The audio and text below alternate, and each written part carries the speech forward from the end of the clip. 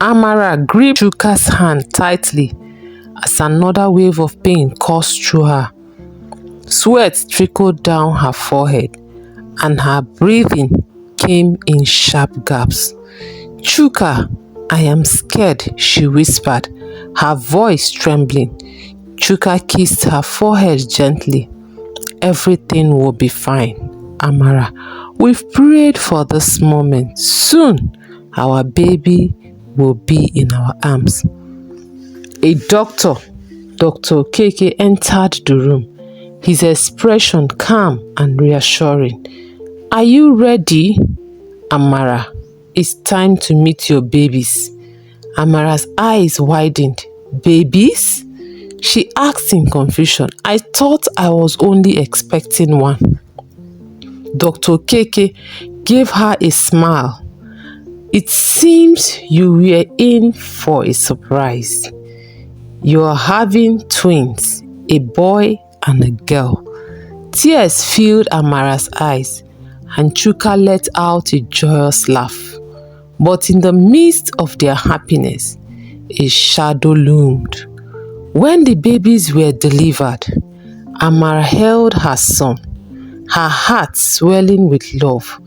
But just as she reached out for her daughter, Dr. Keke's expression changed. "There is a complication," he said hurriedly. "We need to take the girl for special care. We'll explain later."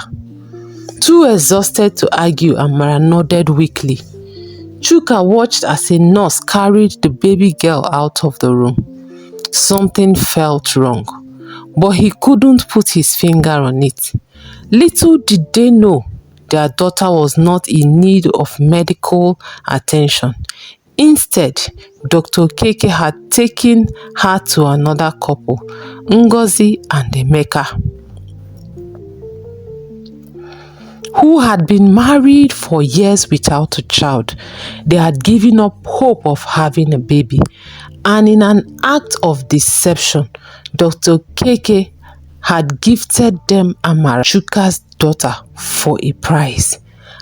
And so, two children born together were separated before they even had a chance to know each other. In less than 24 hours, Dr. Keke came back into the room where Amara and Chuka were, bearing bad news. Amara wept so bitterly. Chuka was also in pain.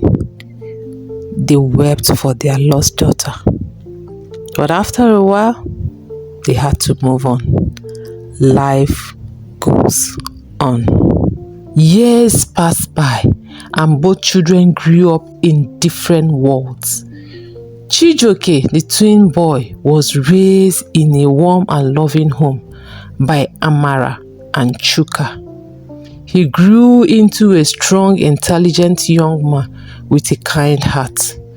Chidinma, the twin girl, was raised by Ngozi and Emeka, who adored her as their own. She had no idea she was not their biological daughter, and they never gave her reason to question it. Chidinma developed a deep love for fashion.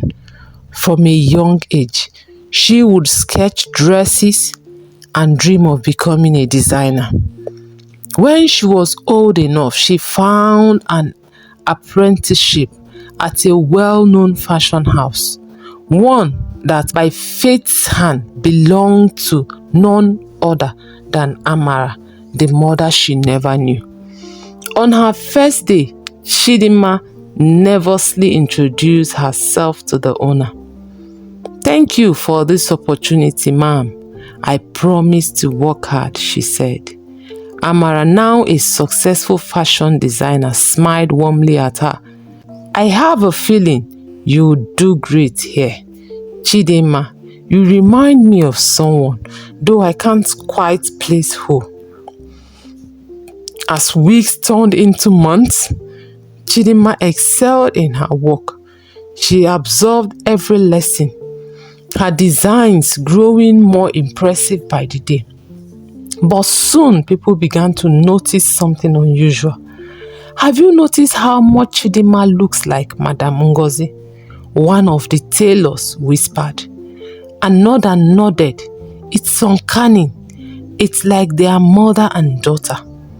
Chidinma brushed off the comments, but she couldn't shake the feeling that something about her connection to Amara was deeper than she understood.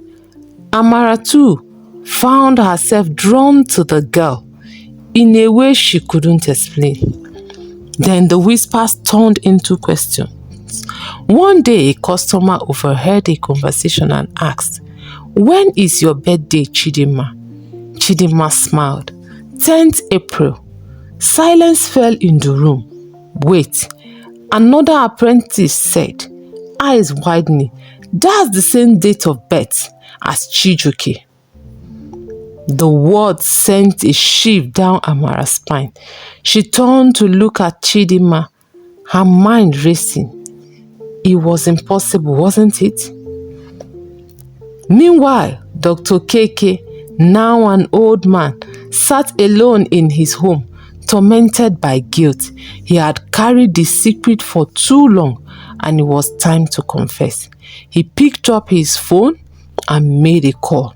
I need to tell you something. Something I should have said years ago, he said when Chuka answered. Later that evening, both families gathered at Amara's house. Dr. Keke stood before them, his hands trembling. There is no easy way to say this, he began. Many years ago, I made a terrible mistake. Amara, Chuka, your daughter was never sick. I gave her away to another couple for a price. The room fell into stunned silence.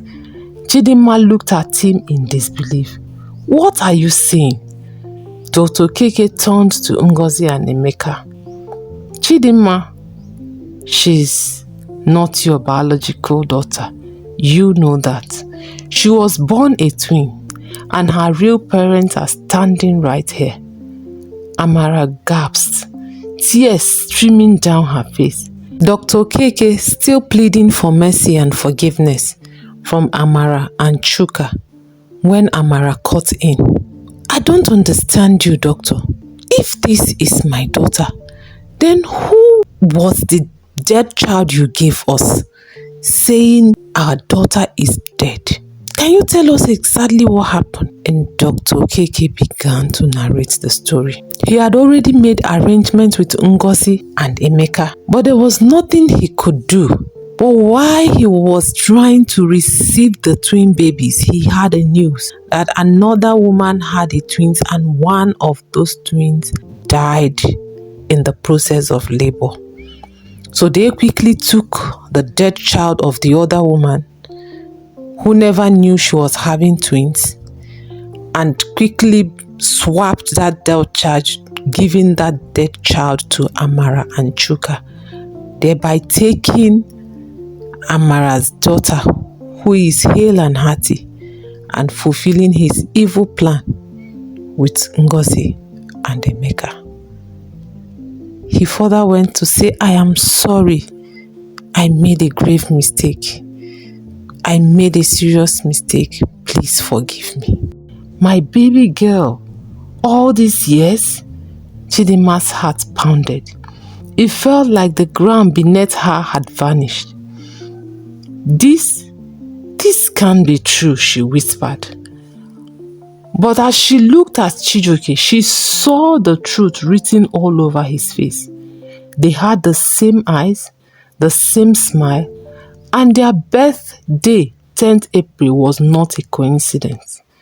Chijioke stepped forward, his voice filled with emotion. We were meant to grow up together, but we were separated. Tears filled Chidinma's eyes. She has spent her whole life feeling like something was missing. Now she understood why. Amara rushed forward and pulled her into a tight embrace. My daughter, she sobbed. I've missed so much of your life. Ngozi and Emeka, though heartbroken, placed a gentle hand on Chidima's shoulders. You will always be our daughter in our hearts, but you deserve to know the truth.